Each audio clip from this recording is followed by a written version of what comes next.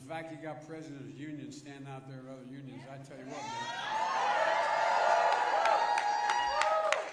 I was going to say, if you have a seat, take one, but you don't have any seats. Look, Deja, that was a great. She's pretty good for someone last year in college. You know. Deja, just remember me. When you're president, and they say Joe Biden's in the outer office, promise me we won't say Joe who when I come in. Hey, folks, how are you?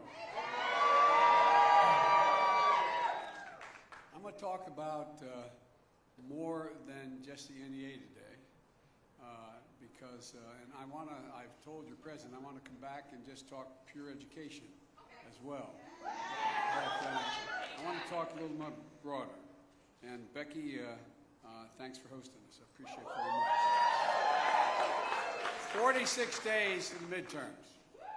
We need to be crystal clear about what's on the ballot, because there's a heck of a lot at stake that's on the ballot.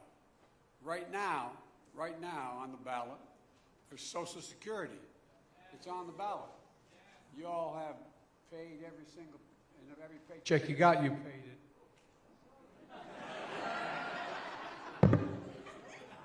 You paid into. Holy mackerel. Anyway.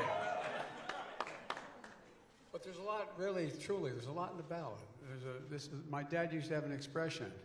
He'd say, Joey, don't compare me to the Almighty, compare me to the alternative. And we have a real alternative here that this is not going to be an election that isn't of significant consequence. Gun safety for our kids and gun violence on the ballot. The idea that you start school this year and kids in many parts of the country are learning how to duck and cover rather than, no, I'm serious, think about it. Rather than talking about reading, writing, and arithmetic is a very different circumstance. It's not right. It's not who we are, not who we should be. And folks, look, the survival of our planet is on the ballot. And that sounds like hyperbole, but it genuinely is. Well, I tell you what, the thing that we found out, and everybody found out, there's not a lot of total climate deniers anymore after they've seen what happened this year. But guess what? We got a lot to do. You gotta say hi to me. We go back a long way. She was 12, I was 30, but anyway. This woman helped me get an awful lot done. Anyway, but right now, and it's not hyperbole to suggest right now democracy itself is on the ballot as well. Folks, I believe America's at an inflection point. I apologize I'm a labor guy. I've spent a lot of time with all of you, not all of you, but with the labor movement since I got elected my whole career. And I apologize if I repeat some things, but I think we're really at an inflection point. It occurs every 3, 4, 5 generations. It doesn't occur every election. And by inflection point, I mean that these moments, these are going to determine the shape of everything to come after, what we do now. What we do in the next several years is going to determine what this country looks like in 25 and 30 years. It's that consequential. Now, 46 days to choose, 46 days. And the path offered by Democrats is contrasted with the one offered by the MAGA Republicans. And by the way, not all Republicans are MAGA Republicans. So I want to make that clear. And for years and years, I had a reputation. I remember I got beat up in the campaign by saying that I wanted to unify the country and unify the parties. I used to be able to do that. But things have changed a whole bunch. The MAGA Republicans control the Republican Party right now, and that's self-evident. That's self-evident. So there's a lot at stake here. And I'm going to talk a little bit about that right now. Earlier today, after opposing and obstructing everything we tried to do to stop progress for the last 2 years, the House Minority Leader, Kevin McCarthy, went to Pennsylvania and unveiled on what he calls a commitment to America. That's a thin series of policy goals with little or no detail that he says Republicans are going to pursue if they regain control of the Congress. In the course of nearly an hour, here's a few of the things we didn't hear. We didn't hear him mention the right to choose. We didn't hear him mention Medicare. We didn't hear him mention Social Security. So let's take a look at what Kevin said today. He said Republicans want to, quote, preserve our constitutional freedom. That sounds great. I'm for doing that as well. We all are. But look at what they've actually done. The MAGA Republicans just cheered and embraced the first Supreme Court decision in our entire history, the first one in our entire history, that just didn't fail to preserve a constitutional freedom. It actually took away a fundamental right that had been granted by the same court to so many Americans, the constitutional right to choose. And now nearly half the states in the United States of America have either passed a ban on abortion or will shortly. And in many states, abortion is already banned even in cases of rape and incest. A fundamental change. Already 166 House Republicans have signed on to a bill that would ban abortion nationwide. And the senior senator from South Carolina, Lindsey Graham, has proposed a national ban on abortion with criminal penalties put on doctors and put them in jail if they in fact violate the ban. So in 46 days, America's going to choose. If Republicans win control of the Congress, abortion will be banned. And by the way, it will be initially banned, but if they win Congress, I will veto it.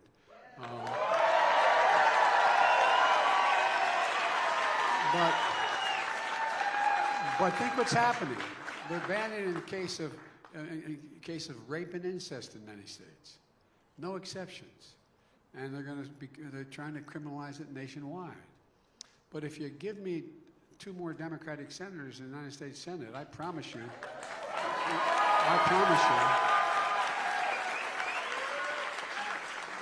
we're going to codify Roe.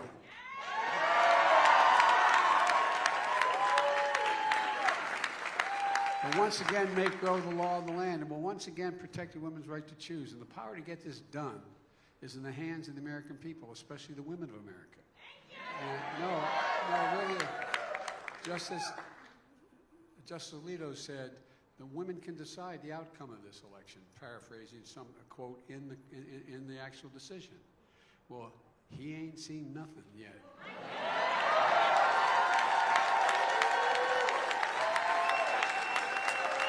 I don't believe the MAGA Republicans have a clue about the power of American women. Let me tell you something. They're about to find out. Folks, Kevin McCarthy also talked about, quote, longer, healthier lives for Americans. Again, sounds great. Who's not for that? Well, just look at what the Republicans are doing. Already, 158 House Republicans have signed on to a Republican budget that will cut Medicare and Social Security. Already.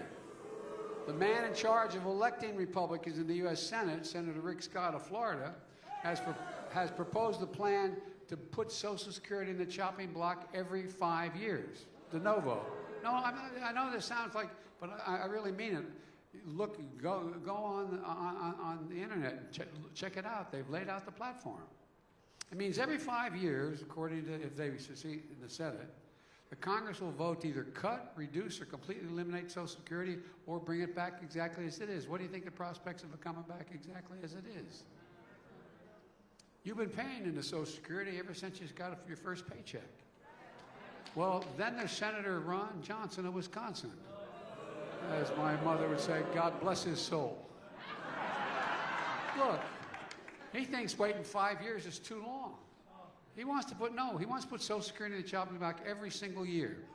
If Congress doesn't vote to keep it, it goes away. An affirmative requirement to vote to keep it. Now think of that. It's not just Social Security he wants to put up. He wants Medicare, Medicaid, benefits. Every federal budget, every federal benefit gets up and has to be voted on every year. De novo, just from scratch. So in 46 days, America's going to face a choice. If Republicans control the Congress, Social Security will be on the chopping block.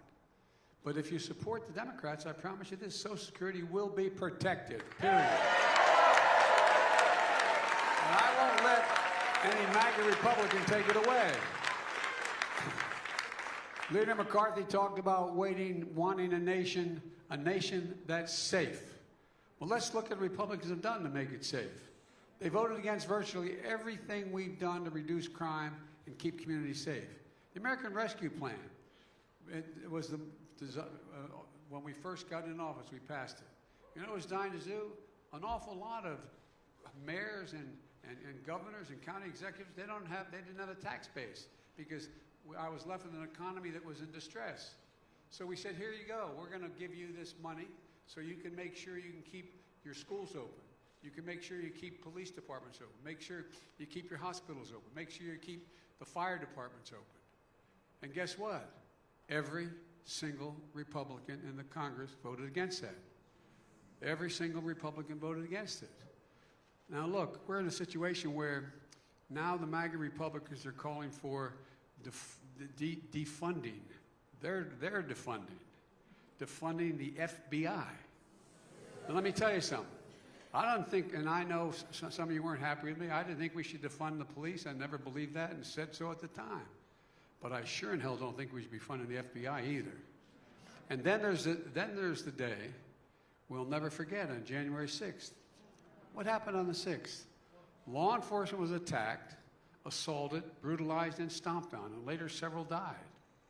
Some lost their lives because of that day.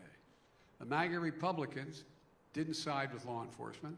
They sided with the insurrectionists, and they still do. Don't tell me you support law enforcement if you can't condemn what happened on January the 6th. Don't tell me that.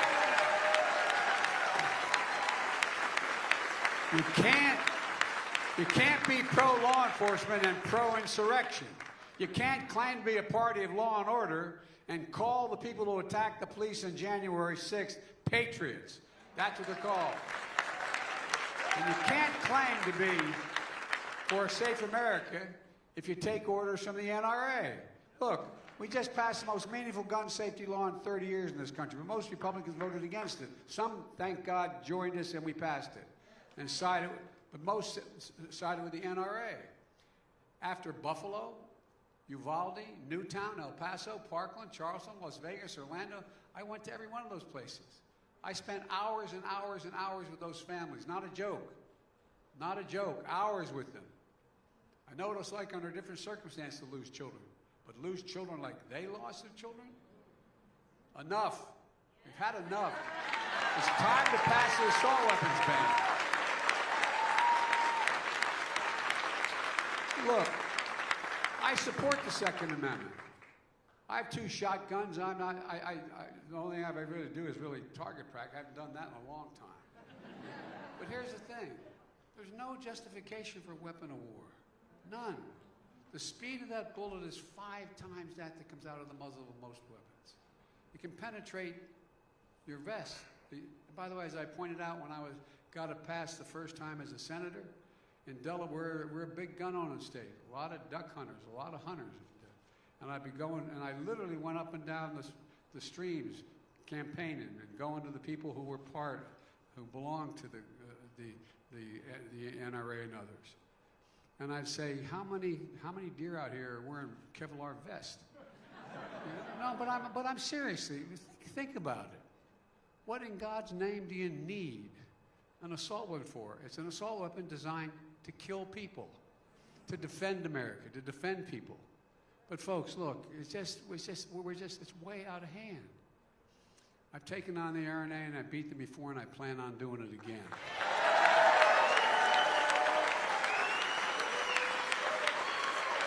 And folks, we can do it again. Our children should be in a situation of learning how, as I said, to read and write, not duck and cover. So in 46 days, if you want a safer America, America faces a choice. Republicans will once again side with the NRA and put American families and children at risk. And I mean, some Democrats as well, and there's some Republicans who support us. It's not down the line, but it's the part of their platform. Democrats will ban assault weapons once and for all, God willing. Kevin McCarthy also talks about there being for a strong economy. But look what the Republicans have done. When I came to office, the economy was flat on its back. Millions out of work, food lines that stretched from remember seeing all those food lines? People in nice-looking automobiles waiting for an hour and a half just to have a box of food put in their trunk? In the United States of America. In the United States of America, that was happening. All across America. The most anemic job performance since Herbert Hoover was in place. That's not hyperbole, that's a fact. So we acted quickly. We passed the American Rescue Plan. which lifted this nation from economic crisis to economic recovery. And every single Republican voted for it. Nearly 10 million more jobs have been created since I've been president, the highest number of jobs in that period of time of any president of the United States of America. We have a 3.7% unemployment rate, the lowest in more than 50 years. A record number of new small businesses created, and over 668,000 new manufacturing jobs in America.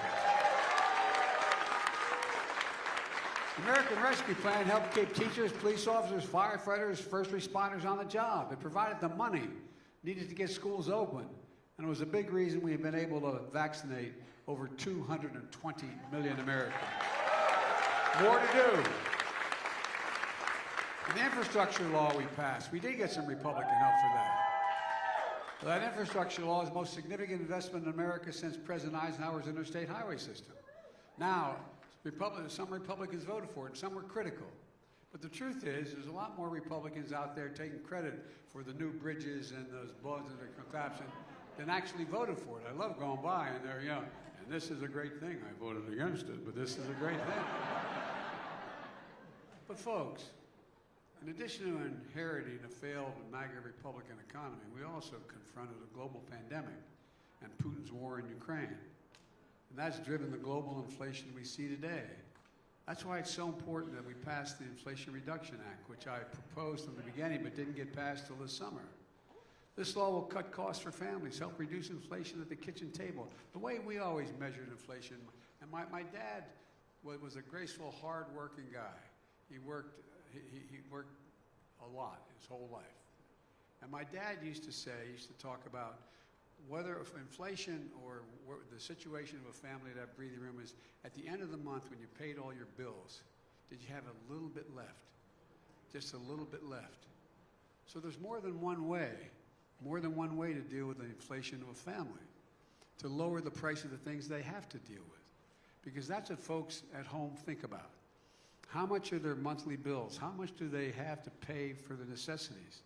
This law is going to give them just a little more breathing room, as my dad would say. We pay more for our prescription drugs than any nation in the world. Well, for years, so many of us, for a long time, and many of the unions in here, every one of the unions here, have been trying to fix this problem. For years, Big Pharma has blocked us in Medicare from negotiating drug prices, but not this year. We beat Big Pharma. Finally beat them, first time. Big Pharma lost. And folks, now Medicare will have the power to do what so many Democrats and many Republicans in the past talked about doing, lowering prescription drug prices. They pay billions of dollars, they can negotiate lower prices like other countries do. And the seniors, we passed a law saying beginning in January, no senior, no matter what the cost of their prescription drugs, cancer drugs or whatever drugs they have, and some of them can be $60,000, $70,000, $80,000 a year. No senior will have to pay, no matter what the cost of their drugs, more than $2,000 a year.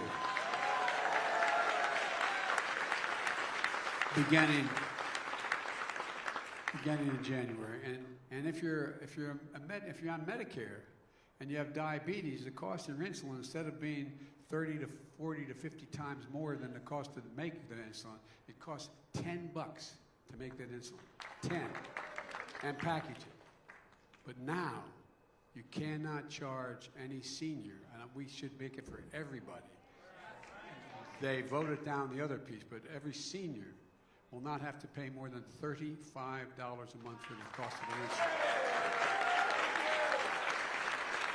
We wanted to cut the cost of insulin for everyone, including the hundreds of thousands of children who have type 1 diabetes. But look, folks, imagine being the parent of a child who had type 1 diabetes. You had no insurance and you had no coverage. You have to look at that child and know that if he or she does not have access to that insulin, it will fundamentally affect their lives in ways that are going to be damaging for the rest of their lives. Imagine the feeling. My dad used to say, Joey, a job's about a lot more than a paycheck. It's about your dignity. It's about respect. And he'd always end by saying it's about being able to look your kid in the eye and say, honey, it's going to be okay. Well, guess what? The Republicans blocked limiting that cost to $35 for kids. As I said, it only costs $10 for that prescription to be made and packaged. Drug companies are charging families more than 30 times as much for that drug on a monthly basis. And a lot of people just can't do it. Imagine, I said, being that mom and dad, needing that insulin. It has to be there. I was down in Virginia at a function and met a mom who said they have to ration the insulin. Be able, I mean, it's wrong. It's not who we are. We're going to fix that as well, I promise you. Folks, bottom line, this law is going to lower energy costs as well. Gas prices, I know I got criticized for going into the stockpile. Well, guess what? Gas prices are down $1.30 a gallon.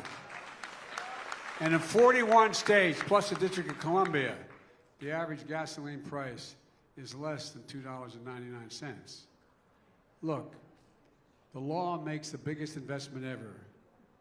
We invest in climate crisis.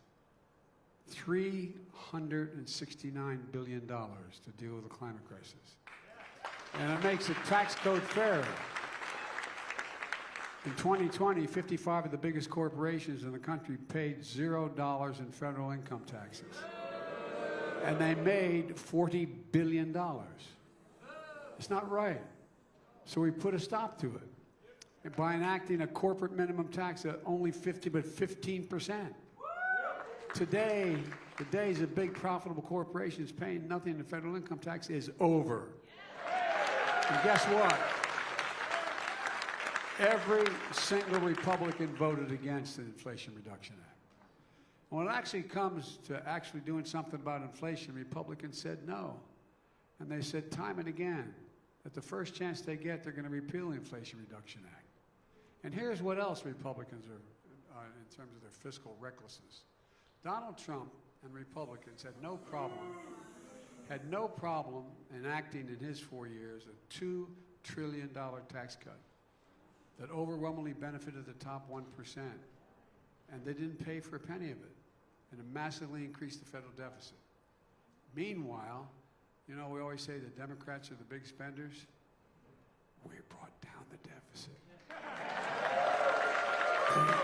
$350 billion the first year and nearly $1.5 trillion this year.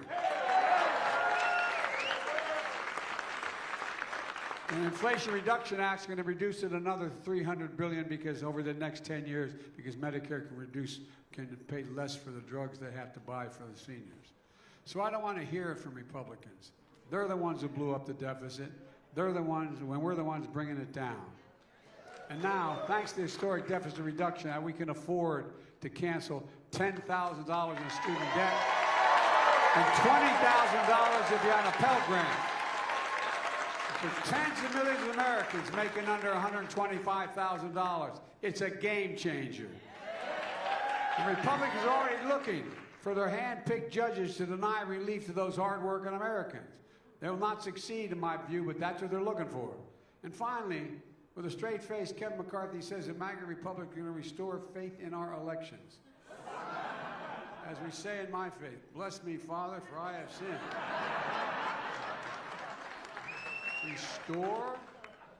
Restore faith in our elections? MAGA Republicans refused to accept the results of the 2020 election and the will of the people. 81 million people voted Democrat for president last time. Even though they lost court case after court case after court case after court case after court case, even in front of Trump-appointed judges. And recount after recount proved the results were accurate. It's become a litmus test in their party to pledge loyalty to Donald Trump by buying into the big lie. Now, I'm serious.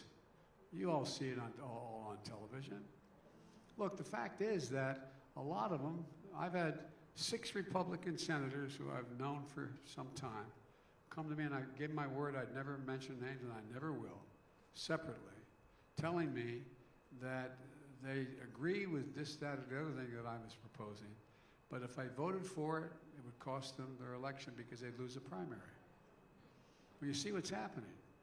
You see the mega Republican program being adapted by all these folks in the primary, and then once they get out of the primary, they're trying like hell to figure out how to get out from under that. No, I'm serious. You can't let the integrity of our elections be undermined.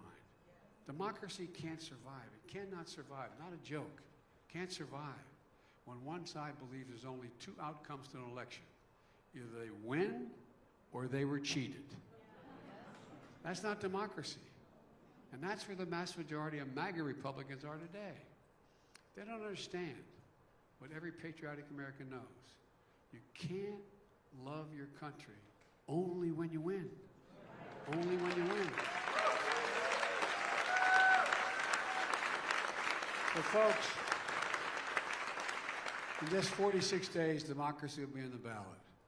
Americans will have to choose between the MAGA Republican platform, who have embraced extremism and the big lie, Democrats, independents, and mainstream Republicans who believe in the rule of law, rejecting the will of the people and accepting the results of a fair and free election is what we're about, not what they're about. Let me close with this. As I said earlier, my dad used to say, don't compare me to the Almighty, compare me to the alternative. This November, you have to choose to be a nation of hope, unity, and optimism, or a nation of fear, division, and darkness. I believe America will move forward to the future, a future with possibilities, a future in which we can build, dream, and hope. I know we can because I know this nation like you do. I know the American people. I know their courage. I know their hearts. I know our history. That's why, and I mean this from the bottom of my heart, and those of you who know me, no one ever doubts I mean what I say. The problem is I sometimes say all that I mean. But all kidding aside, I've never been more optimistic. We're the only country in the world that's come out of every crisis stronger than we went into it. It's not just about building back to what it was before. We have a chance to build back in a way to make it better for everybody. Everybody.